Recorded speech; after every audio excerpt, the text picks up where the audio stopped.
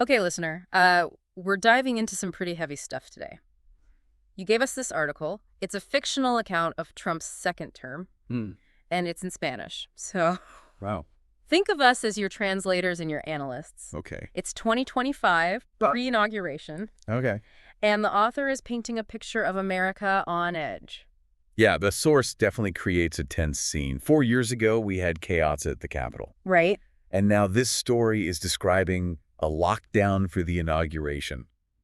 Kind of a stark contrast. It's like everyone's holding their breath. And to add to the vibe, the author uses words like macabre and Pandora's box. Yeah. Not exactly cheerful, is it? No, not at all. Yeah. That feeling of dread really comes through. Right. And it's interesting how the author connects this anxiety to the passing of former President Carter. Yeah. You know, a figure often associated with decency in politics. It's subtle, Yeah. but it's there, almost like a reminder of what's missing. But let's get specific. The author is clearly worried about what a second Trump term could mean, especially when it comes to immigration. Yeah, the source suggests a potential return to some of the most controversial policies from Trump's first term.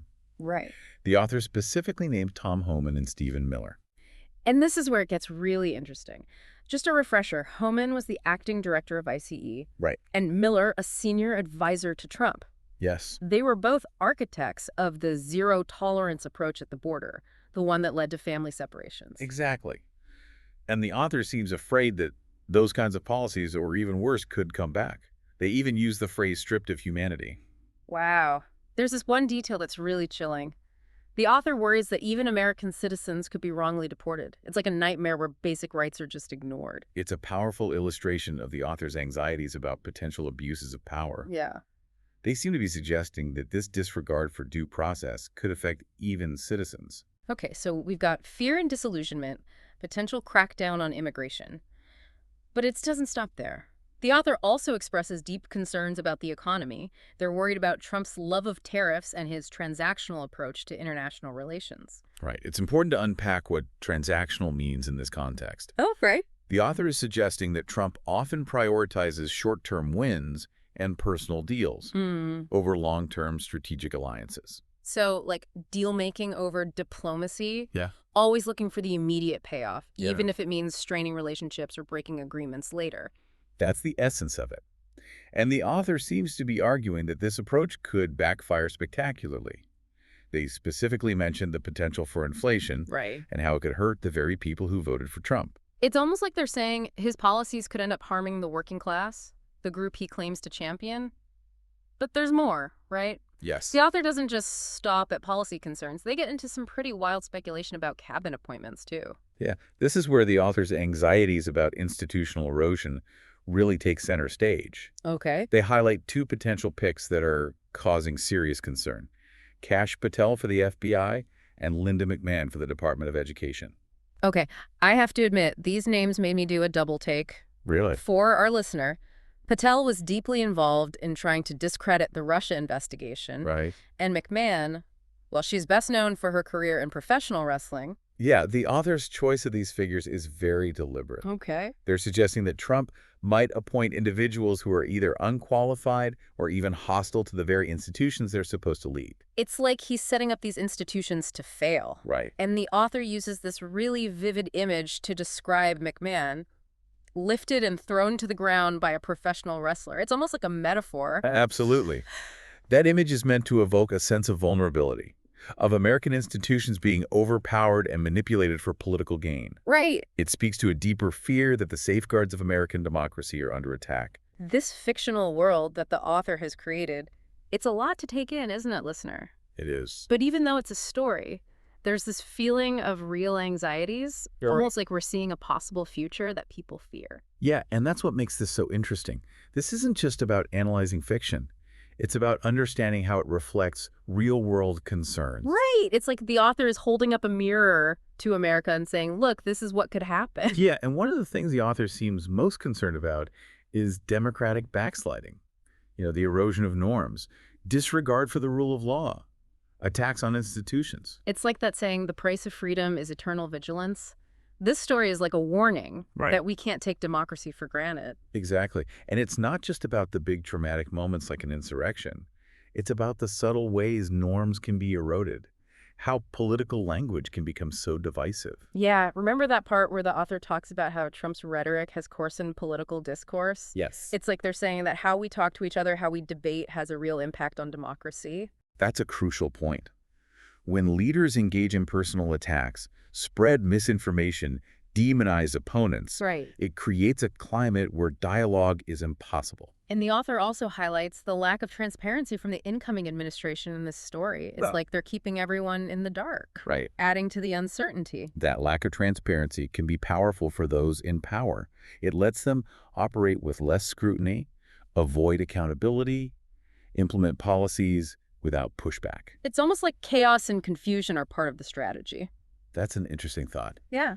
There's a school of thought that sees unpredictability as a form of power. By keeping everyone off balance, a leader can control the narrative. It's unsettling because if that's true, how do we hold a leader accountable when they break the rules? It's a tough question. Yeah. And this source doesn't give any easy answers, but it highlights the need for vigilance, critical thinking, holding those in power accountable no matter their party. And recognizing that democracy is not a spectator sport. It needs participation, a willingness to speak out against injustice, and a commitment to defending democratic values. This piece shows that defending democracy is an ongoing process. It requires us being aware of how norms can be eroded and pushing back. And it's not just what we do as individuals, right? Right. It's about collective action, building movements, supporting organizations, fighting for those values. Right. The author mentions the importance of community of people coming together during hard times. It's a reminder that authoritarianism thrives on isolation and division. So even in this fictional account of a second Trump term, there's hope. It's like the author saying, yes, there are threats, but we're not powerless. We can fight back. Exactly. And that fight often starts with small acts of defiance, speaking out against injustice, supporting the right organizations. It's about recognizing that we're not alone and that millions share our concerns and are committed to defending democracy. It's inspiring. Even though this is fictional, it reminds us that the future isn't set. We have a voice and a responsibility to use it. Absolutely. And a key takeaway is that it's not just about resisting the negative, but creating the positive, building the world we want. So listener, as we go further into this story, think about what resonates with you, what feels relevant to today's political climate, and how does this exploration of potential futures inform your understanding of responsibility? You know, it's fascinating that the author chose to use fiction. Yeah. It's like they're using the second Trump term as a lens to examine real fears about democracy, maybe even globally. Well, there's a thought-provoking way to do it. Fiction can be a powerful tool to explore complex issues. Right. It's like we can explore these what-ifs without the pressure of real events. Yeah. And this story, even though it's set in the U.S., it feels relevant to anxieties about authoritarianism everywhere. I agree. The erosion of trust in institutions, the disregard for the rule of law, the use of fear in politics. Yeah. These are things that resonate beyond America. And it's interesting that this story, this fictional account, was written in Spanish, presumably for a non-U.S. audience. It's almost like the author is holding up a mirror to America, Yeah. but from a distance. That's a good point. The author's perspective coming from outside the U.S. Right. might allow for a different kind of analysis, a more detached observation of trends. And that distance might make it easier for readers, especially outside the U.S., Right. to connect the dots between what's happening in America and similar things in their own countries. Exactly. It's like the author saying, hey, this isn't just an American problem. Right. These are global challenges. Speaking of challenges, let's go back to some of the anxieties the author brings up. The potential crackdown on immigration Yeah. with Homan and Miller back in power is scary. That detail about citizens being deported is unsettling. Absolutely. It taps into that fear of losing your rights, of being targeted by your government. Right. And the fact that the author uses this scenario in a story set in the U.S. Yeah. makes it even more alarming. It's like they're saying this could happen anywhere, even in a stable democracy. And it's not just immigration.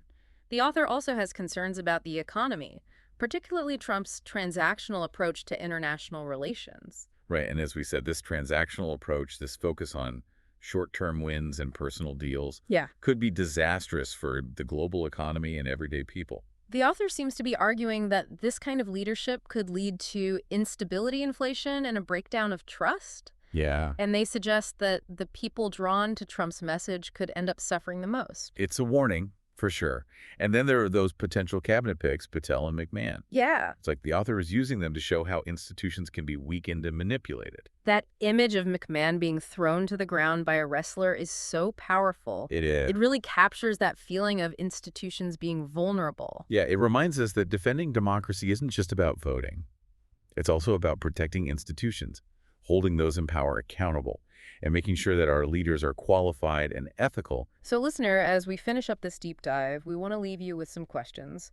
What parts of this story stuck with you? What did you feel? And how does thinking about these potential futures affect how you see your own role in the world? This has been a fascinating talk exploring this fictional second Trump term.